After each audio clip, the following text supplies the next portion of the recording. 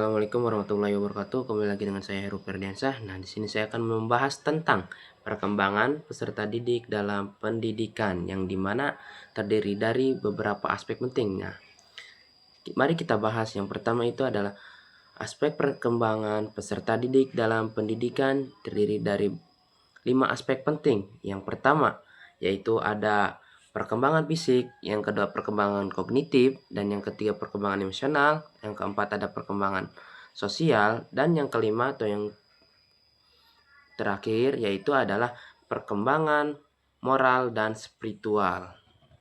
Baik, mari kita bahas perkembangan yang pertama yaitu perkembangan fisik. Perkembangan fisik bisa terlihat dari tubuh mereka, tinggi badan mereka, berat badan, dan kekuatan otot. Contohnya yaitu adalah ketika mereka masuk ke SD kelas 1 itu tinggi badannya 80 cm, maka di kelas 2 mereka akan ada peningkatan yaitu menjadi 100 cm. Maka itu sudah disebut dengan perkembangan fisik. Ada juga perkembangan dari berat badan. Nah, perkembangan berat badan mungkin sudah tidak asing lagi bagi kalian yang kalian dengar. Contohnya yaitu contohnya saya yang tadinya berat badannya 20 kilo terus menjadi 30 kilo. Nah, itu sudah termasuk dari perkembangan fisik juga. Nah, perkembangan otot. Contoh dari perkembangan otot yaitu adalah contohnya ketika kita misalkan dari kelas 1 kita bisa hanya mengangkat beban 1 kilo. Nah, dari kelas 2 ke kelas 3 kita ada peningkatan bisa mengangkat beban 2 sampai 3 kilo. Nah, itu sudah termasuk dari perkembangan fisik. Nah, aspek yang kedua yaitu aspek kognitif. Nah, pada tahap ini anak mulai berpikir logis, memahami sebab akibat, dan mengklasifikasi objek. Namun, masih terbatas pada hal-hal yang nyata dan konkret. Maka, belum dapat berpikir abstrak secara penuh. Jadi, kita sebagai calon pendidik perlu menggunakan alat bantu visual. Contohnya yaitu dengan aktivitas langsung dalam proses pembelajaran agar lebih mudah dipahami dan dimengerti. Selanjutnya yaitu ada aspek yang ketiga yaitu perkembangan emosional. Perkembangan emosional mungkin sudah tidak asing lagi dengan di kalangan kalian, yaitu yang dimana emosional berarti emosi. Nah, emosi itu bisa diartikan dalam peserta didik itu bisa terlihat dari bagaimana mereka marah, sedih, ataupun senang begitu. Yang keempat yaitu adalah perkembangan sosial. Perkembangan sosial ini meliputi kegiatan mereka berinteraksi di lingkungan sekitar seperti bersosialisasi dengan teman, guru, ataupun dengan lingkungan-lingkungan yang di lingkungan pembelajaran. Yaitu yang kelima yang dimana yaitu perkembangan moral dan spiritual. Perkembangan ini dalam peserta didik mampu memahami moral spiritual itu seperti kejujuran, tanggung jawab, dan empati. Contoh dari kejujuran yaitu seperti tidak menitip absen. Nah, itu contoh hal sepele. Ya, di kalangan kita banyak yang sekali namanya menitip absen gitu. Tanggung jawab. Nah, tanggung jawab contohnya banyak sekali seperti ketua kelas ataupun kalau di sekolah dasar itu yang biasanya dilakukan yaitu adalah piket kelas. Setiap pulang sekolah pasti ada yang namanya dilakukan piket kelas terlebih dahulu agar mendapatkan kenyamanan saat belajar. Nah, dikatakan bertanggung jawab itu ketika sebagai seseorang yang akan melakukan piket pasti akan melakukan hal tersebut. Yaitu kepada implikasi perkembangan terhadap pembelajaran atau bisa disebut juga dengan cara penerapan perkembangan terhadap pembelajaran.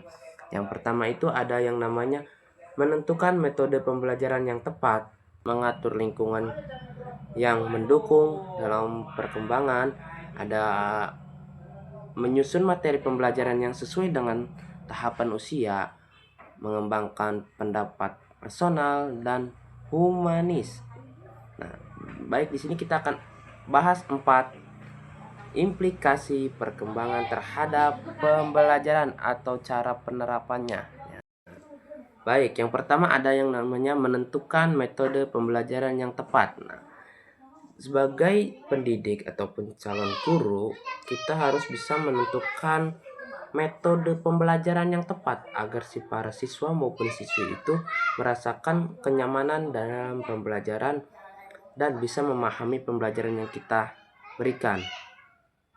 Metode pembelajaran ini sangat penting agar terjalannya pembelajaran dengan baik. Selanjutnya yang kedua yaitu adalah mengatur lingkungan belajar yang mendukung perkembangan. Nah, maksud mengatur lingkungan di sini kita juga harus mengatur keadaan lingkungan di lingkungan belajar itu agar terasa nyaman, kondusif, aman bagi para siswa untuk melakukan belajar. Yang ketiga yaitu adalah menyusun materi pembelajaran yang sesuai tahapan usia. Nah, sebagai pendidik kita harus menyusun materi yang sesuai dengan materi yang akan kita ajarkan kepada anak-anak usianya gitu. Nah, contohnya seperti kita akan memberikan materi kepada anak usia 3 tahun. Tetapi kita memberikan materinya untuk anak-anak usia 6 tahun ke atas. Nah, itu sudah tidak termasuk namanya dengan penyusunan materi sesuai usia. Nah, kalau menurut dengan menyusun materi yang sesuai usia, jadi ketika kita mengasih materi untuk anak kelas 1, nah berarti materi yang dibawakan adalah materi buat anak kelas 1, bukan anak kelas 6 SD maupun anak kelas 3 dan seterusnya. Begitu. Nah, baik yang keempat yaitu adalah pendekatan personal yang lebih humanis. Pendekatan humanis menekankan pentingnya pemahaman perasaan, kebutuhan, dan latar belakang. Contohnya pemahaman perasaan, kita tidak membanding-bandingkan para pendidik yang pintar dan para pendidik yang kurang pintar gitu, agar memahami perasaan mereka dan tidak merusak mental mereka dalam belajar. Yang kedua ada yang namanya kebutuhan. Kebutuhan ini kita bisa melihat dari bagaimana yang dia pakai atau yang digunakan saat metode belajar. Contohnya dalam sebuah pakaian, sepatu, ataupun kayak buku.